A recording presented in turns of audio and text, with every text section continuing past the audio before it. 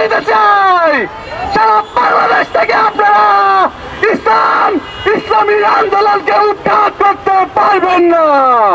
ইসলামী ছাত্র শিবির কোরআনের কর্মসূচি গ্রহণ করেছে।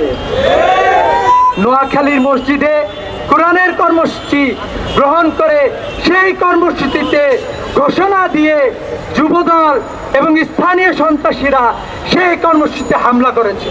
বিগত ফ্যাসিস্ট সরকারের কার্যক্রমে আমরা দেখতে পেয়েছিলাম ঢাকা বিশ্ববিদ্যালয়ে প্রোডাক্টিভ রমাদান প্রোগ্রামে তারা আক্রমণ করে আমাদের বিশ্ববিদ্যালয় শিক্ষার্থীদেরকে আহত করেছিল।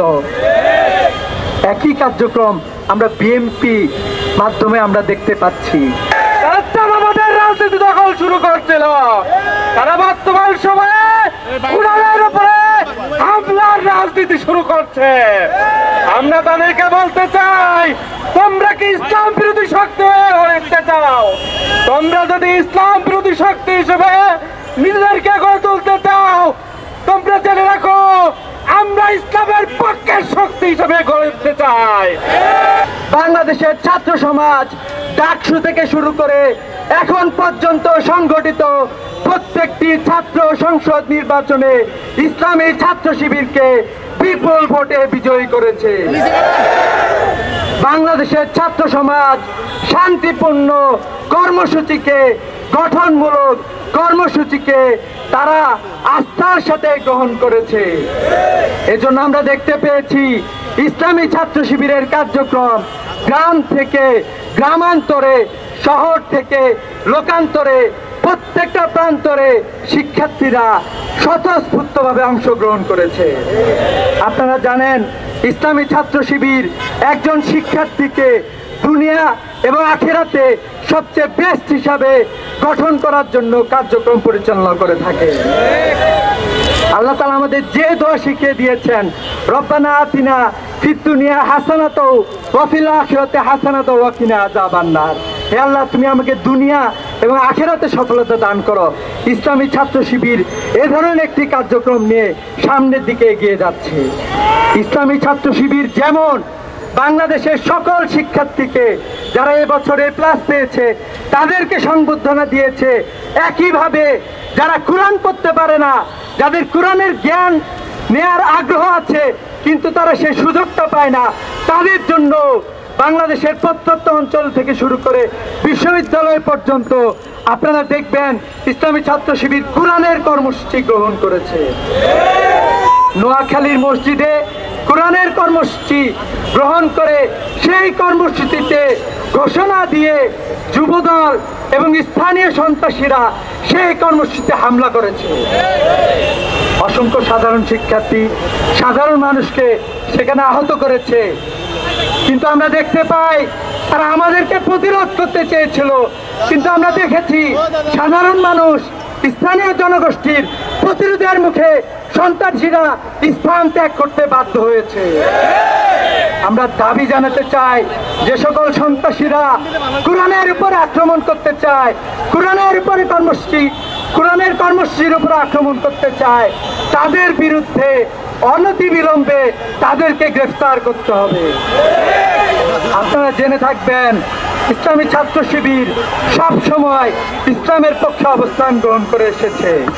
1985 সালের 11ই মে আমাদের অসংখ্য ভাইকে চাঁপাইনবাবগঞ্জে কোরআন অবমাননার বিরুদ্ধে আমরা যখন রাস্তায় নেমেছিলাম, সে কর্মসূচিতে গুলি চালিয়ে আমাদের অসংখ্য ভাইকে হত্যা করা হয়েছিল।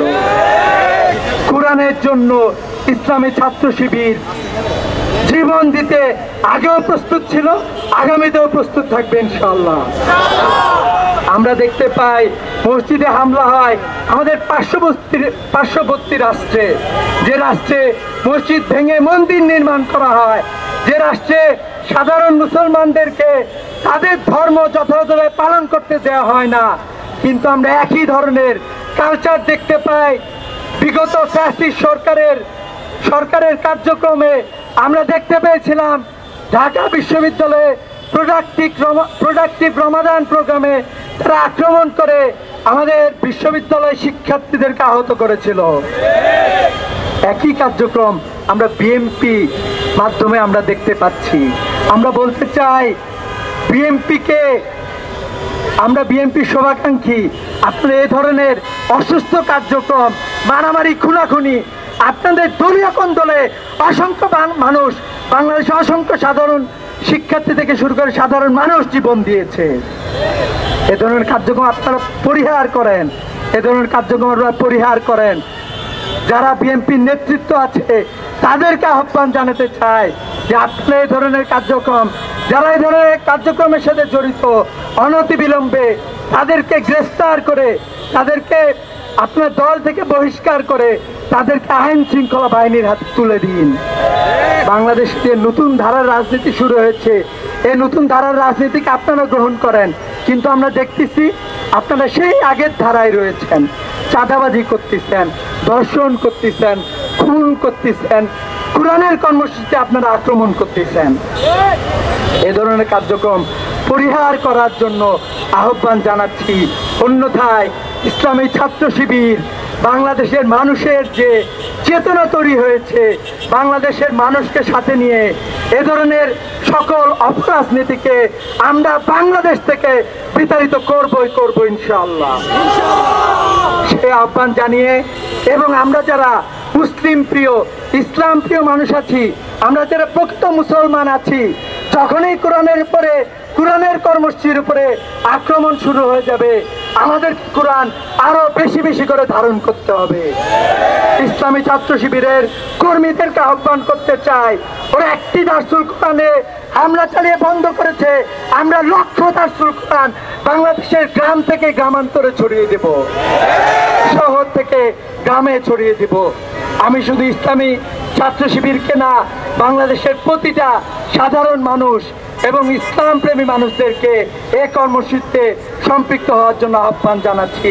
আমরা বিশ্বাস করি এই কর্মসূচি কোনো সংগঠনের উপরে হামলা না, এটি ইসলামের উপরে হামলা।